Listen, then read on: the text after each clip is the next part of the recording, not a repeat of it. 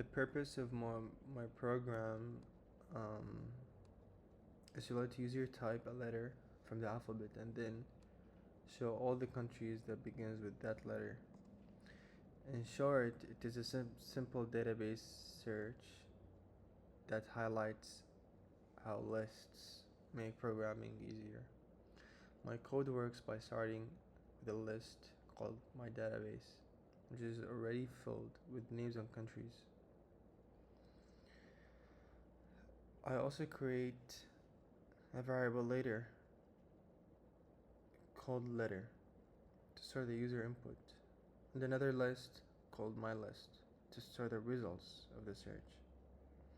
At the beginning of the program, my computer says, I will show you all the countries, starting with the letter you want.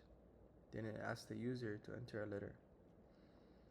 Next comes input validation. If the user types more than one character or something that is not a letter, the program immediately responds with sorry, invalid input, and does not continue.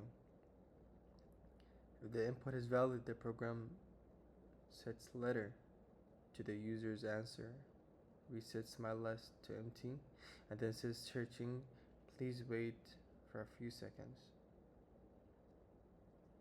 The program uses a for each item of my database loop to check every country. For each item, it looks at the first letter of the country name and compares it to letter. If they match, the country is added to my list. After the search, the program checks if my list is empty. If no matches are found, the computer says there is no countries that starts with that letter and stops. Otherwise, the computer first says, here are the countries that start with letter, and then uses another loop to say each country name one at a time. If I didn't use a list, I would have write separate code for every single country, which would be incredibly long and hard to maintain. With lists, one loop works for all countries, making the program efficient and clear.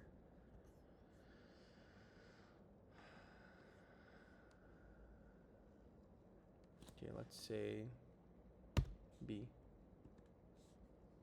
Searching, please wait. Here are the countries: Bahamas, Bahrain, Bangladesh. C.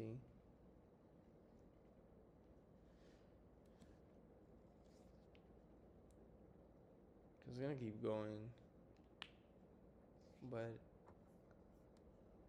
think it's okay. Let's try one more time. Let's try Z. Here are the countries. Zimbabwe. Okay. And one last test.